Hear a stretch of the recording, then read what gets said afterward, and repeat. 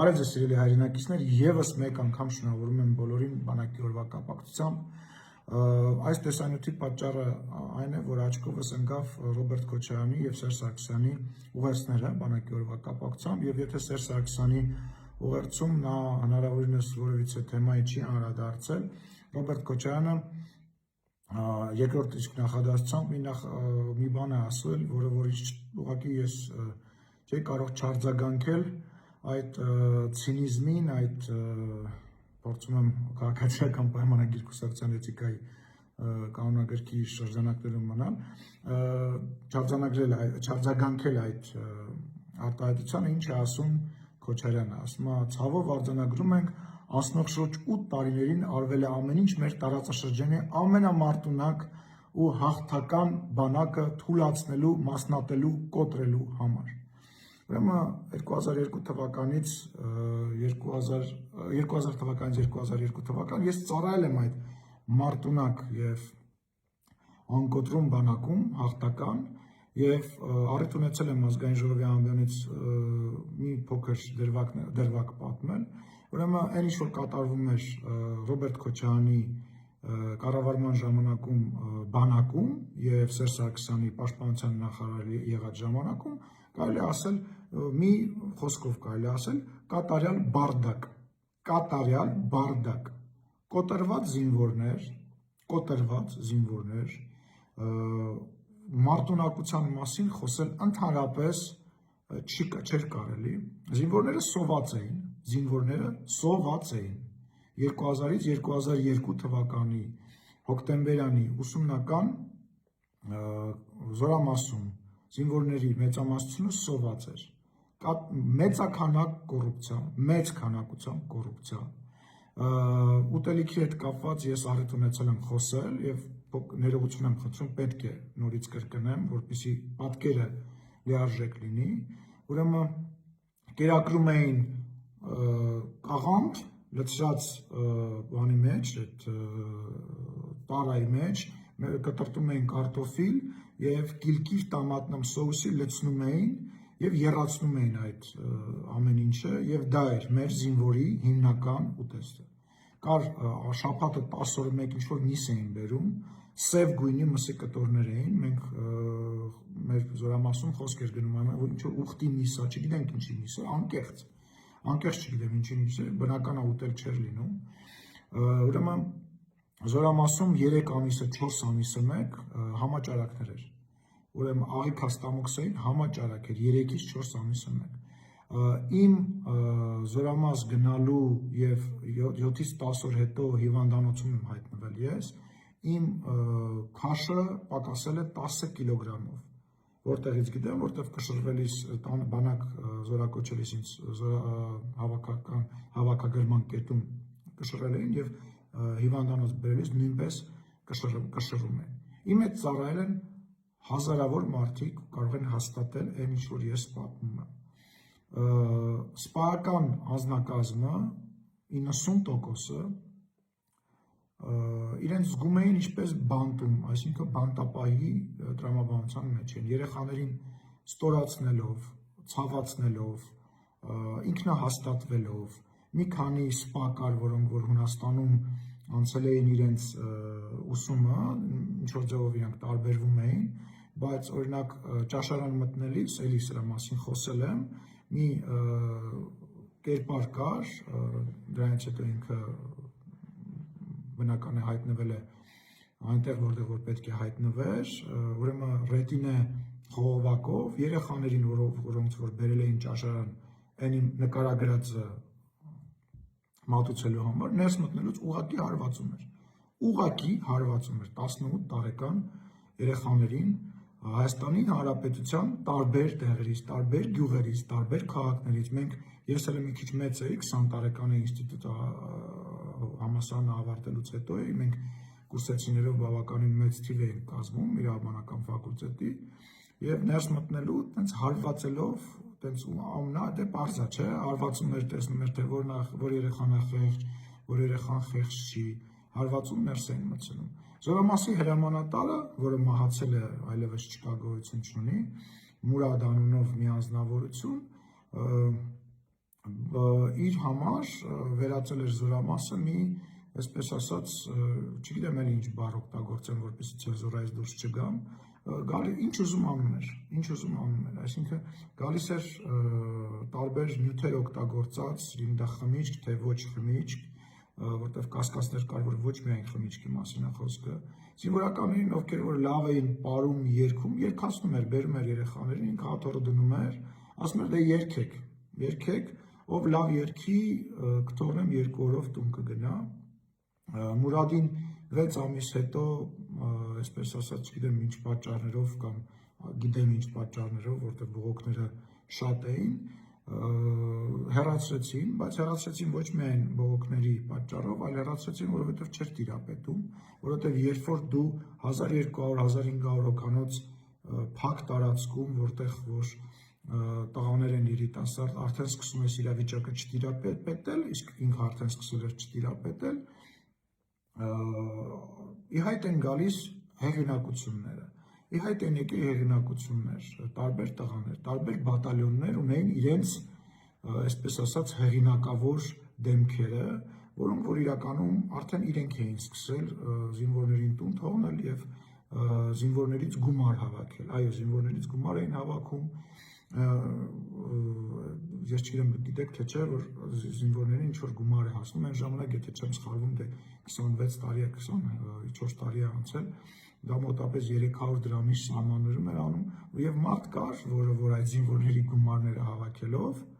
իրեն մեքենա առավ, այդ այսպես ասած նորաստեղծ հեղինակություններից, այսա էր Մարտունակ բանակը, երեխաները բոլորը հյուծված, սա այն երեխաներն են, ես ուզում դուք հասկանաք, սա այն ուսումնական զորամասն էր 2 տարի, որը 6 ամիսը մեկ նոր կազմ էր ստանում, սա այն հաստատություն էր, որը որ հետագայում դառնում էր սերժանտ, ջոկի հրամանատար, ավագ, սա այն մարդիկ էին, ովքեր որ պետք է հետագայում իրենց ենթակայության տակ ունենային զինվորեկներ։ Այս էր ձեր Մարտունակ բանակը, ու այն լկտիությունը, ու այն, չգիտեմ ինչ բառ օգտագործեմ, որով որ այսօր դուք ձեզ թույլ եք տալիս խոսել ամենամարտունակ բանակի մասին, ուղղակի գժվացնում է, խմելու ջուր ձեր Մարտունակ բանակում, չկոտրված բանակում չկար, երեխաները, տղաները խմում էին արտեզյան ջուր, տարածաշրջանի ամենամարտունակ ու հաղթական բանակը թուլացնելու, մասնատելու, այս չի թուլացնելու մասնատելը, զինվորին սոված պահելն է, թուլացնելու մասնատելը ձեր արտահայտմամբ, հա, այս սենց եք արել, հա, սենց եք պահել մեր բանակը, հիմա էլ մեծ խոսում եք, ինչ իրավունք ունի Ռոբերտ Քոչարյանը խոսում է ընդհանրապես, ես որպես Հայաստանի Հանրապետության ազգային ժողովի նախագահ դիմում եմ նախագահի պաշտոնը զբաղեցրած Ռոբերտ Քոչարյանին, ինչ իրավունք ունեք դուք խոսելու բանակի մասին, դուք ձեր շրջապատն է, որ այդ Մարտունակ բանակը վերածել եք 90-ականների Մարտունակ բանակը վերածել եք չկռվող, կոտրված, հայրենիքի նկատմամբ անվստահություն ունեցող մի կառույցի և կոռուպցիայի մի մեծ հիմնարկ, դրա համար Սերժ Սարգսյանը 90-ականների զենքով էր գլուխ գովում, որովհետև 90-ականներից այն կողմ, հոկտեմբերի 27-ից այն կողմ եղել եք դուք, Սերժ Սարգսյանը և ձեր շրջապատը, զինվորներին ուղղակի պահում էին արևի տակ, այստեղ բացված կար բոլորի մոտ, և այդ բացվածը ամբողջությամբ արևահարվում էր և նորմալ է կարող և արևահարվի, ինչ է եղել, արևահարվում էր և չէր լավանում, վերածվում էր վերքի և զինվորները իրենց տակի այդ շապիկը հակառակ էին հագնում, որպեսզի այդ մասը գոնե մի քիչ լավանա, բայց լավ էլի կանգնենք հոկտեմբերանի արևի տակ իմաստը որն էր, ուղղակի զինվորներին կանգնեցնել։ Մուրադից հետո մի որոշ ժամանակ մեկ այլ հրամանատար ժամանակավոր նշանակեցին եւ մոտավորապես 6 ամիս Զորամասում ուղղակի առավոտյան պլացի հավաք տեղի չէր ունենում։ Գիտեք ինչի՞։ Որովհետեւ այն մարդիկ, ովքեր որ ամեն մի բատալյոնի, այսպես ասած, 4-րդ բատալյոնի, մյուս բատալյոնի, այսպես ասած, ասիչներն էին, իրանք իրենց նախասիրությամբ ինչ-որ գումարի դիմաց, ինչ-որ վերաբերմունքի դիմաց զինվորներին տուն էին թողում եւ երբ որ պլացում հավաք էր հայտարարվում, այդ այնտեղ մարդ չէր հավաքվում, մոտավորապես 1000-1200 հոգանոց կամ 1500 հոգանոց բրիգադայի կազմից մասնակցող ներկա էր երևի 300-400 հոգի, լավ 500 հոգի։ Մարտունակ բանակը։ Էս է եղել ձեր մարտունակ բանակը։ Էս է եղել ձեր մարտունակ բանակը, այս ինչերից եք խոսում։ Այս ինչերից եք խոսում։ Մենք էինք, իմ ծնողներն էին ինձ վերնիսաժից բացինկա առնում, շոր առնում, ներքնազգեստ առնում։ Ներքնազգեստ իմ ծնողներն են առել։ Գիշերները փախնում էին զինվորները, գնում էին հոկտեմբերյան քաղաք ուտելիք հայթայթելու։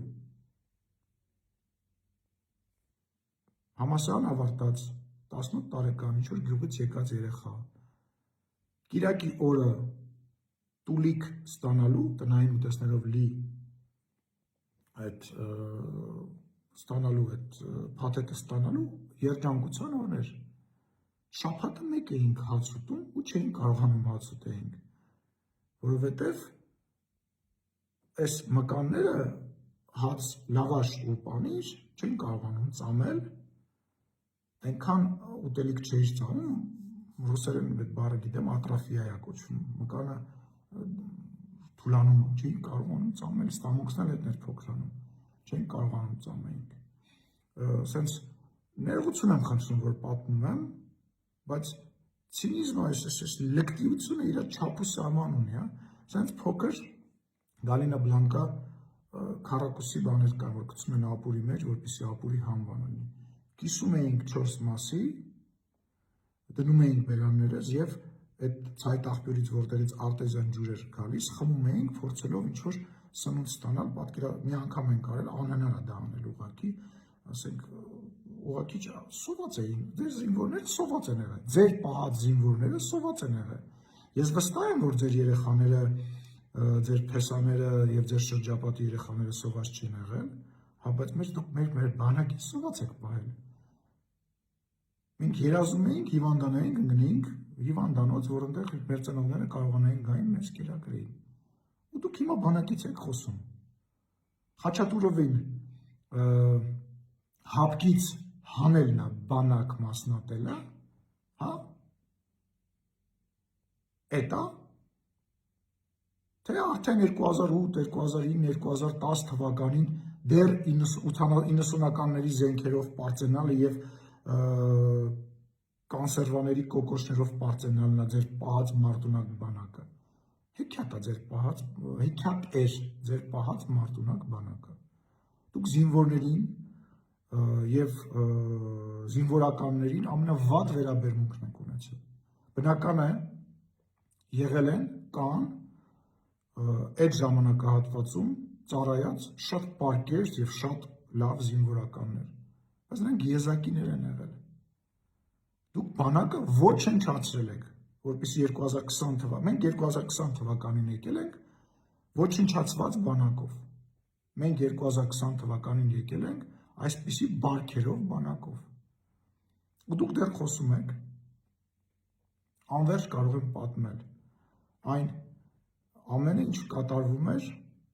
Ռոբերտ Քոչարյանի եւ Սերժ Սարգսյանի բանակում։ Ինչպես դուք եք միֆ, իբր ձեր ղեկավարած լավ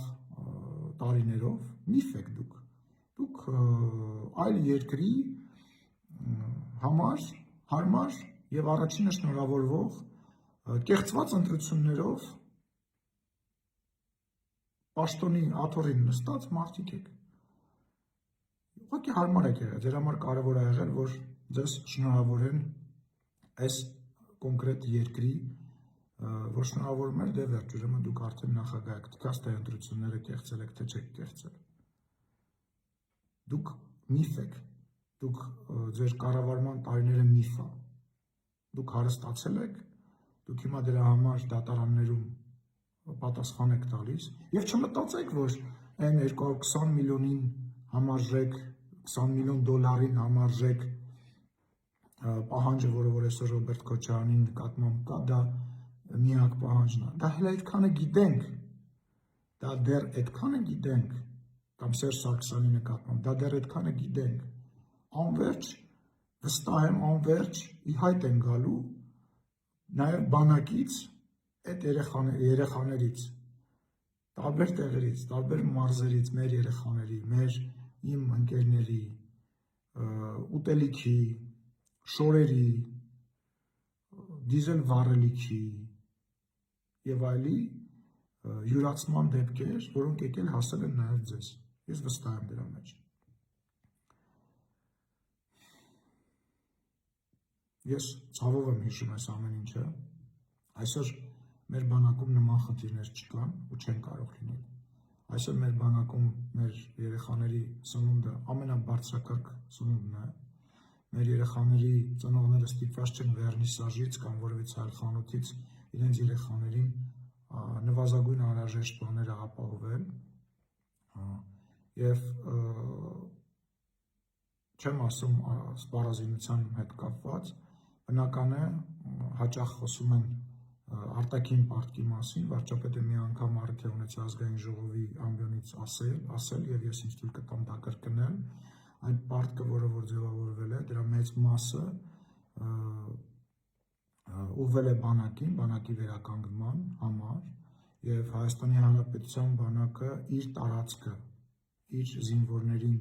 պաշտպանելու այսօր իր համար հնարավորություններ է ստեղծել, բնական է պատերազմը, փառք Աստծո, պատերազմը այլևս անցյալում է և մենք որևիցե նպատակ չունենք որևիցե ձևով բանակը վերականգնելու, բանակը ուժեղացնելու առումով որևիցե գործողություն Հայաստանի Հանրապետության տարածքից դուրս իրականացնելու համար, բայց բանակը այսօր վերականգնվել է, բանակը այսօր այն բանակն է, որտեղ որ մեր երեխաները կարող են գնալ և իրենց պարտքը տալ Հայաստանի Հանրապետությանը։ Իսկ Ռոբերտ Քոչարյանը, Սերժ Սարգսյանը ոչ միայն պետք է փոխհատուցեն այն ամենը, ինչ որ իրանք արել են Հայաստանի Հանրապետության դեմ, Հայաստանի Հանրապետության ժողովրդի դեմ, այլ նաև պետք է իմ խորին համոզմամբ դրա համար պատիժ կրեն։ Իրանք պետք է պատիժ կրեն, բնական է, հասկանալի է, որ ամեն ինչ արվել է այդ տարիներին, որ ամեն ինչ պարտակվի, ոչ մի հետք չլինի նրա հետ կապված, որպեսզի լինի ապացել և մեր իրապահ մարմինները շատ դժվար գործ են իրականում անում և այսօր շատ դժվար է, երբ որ ամբողջը իրանցն է եղել դատախազություն, քննիչներ և այլը, որոնք որ ամեն ինչ արել են, որ պարտակեն, ինչ հնարավոր է, բայց ես վստահ եմ, որ իրենք իրենց պատասխանը տալու են հայ ժողովրդին և կոչ եմ անում իրենց դադարել սուտ խոսել, դադարել ձև անել, որ իրանք չեն իմացել սրա մասին, որտեղ իրանք դրանից օգտվել են։ Դա իրանք իշխանության Սերժ Սարգսյանի և Ռոբերտ Քոչարյանի իշխանության հիմնասյուներն են եղել, կոռումպացված երկիրը և թալանված բանակը և այն տնտեսությունը և այն մթնոլորտը, որը որ Հայաստանի Հանրապետությունում կար 2000-ից մինչև 2018 թվականը։ Դրա համար ձեզ ժողովուրդը մերժեց, մերժել է ու մերժելու է։ Եվս մեկ անգամ շնորհակալություն մեր զինվորականներին, այն պարկեշտ զինվորականներին, որոնց մենք այսօր ունենք, այն մարդկանց, ովքեր նվիրումով ծառայում են Հայաստանի Հանրապետությանը, շնորհավորում եմ իրենց բոլորին և ներողություն եմ խնդրում մի քիչ էմոցիոնալ խոսելու համար և ևս մեկ անգամ շնորհավորում եմ բանակի օրվա կապակցությամբ։